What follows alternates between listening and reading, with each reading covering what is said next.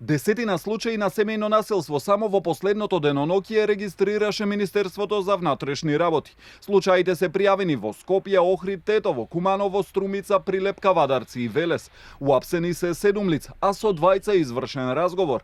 Уште еден нов случај е пријавен во Валандово, каде е уапсен 72 годишник кој физички ја нападнал сопругата, но и полициските службеници.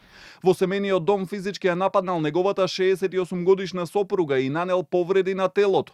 При преземање на службени действија, лицето агресивно се однесувало и кон полициските службеници, при што нападнало еден од нив. Лицето е задржано во полициска станица. Темата со семејно насилство во последните неколку месеци е се повеќе актуелна откако во земјава беа регистрирани и неколку случаи со смртни последици. Ова прашање се најде и во собранието. Пратеничката од СДСМ Сања Лукаревска го прозва министерот Тошковски за зголемениот број на случаи и постапувањето на полицијата. Добро е што жртвите се охрабруваат да пријавуваат ваков тип на кривични дела. Знаете дека во минатото имавме едно семејно насилство на територија на СВР Скопје неделно, сега имаме 2 до 3 пријави за семејни насилства деневно. Сакате да ми кажете дека пред година 2, 3, 5 немало семејно насилство? Вие го откоренивте, па сега се врати?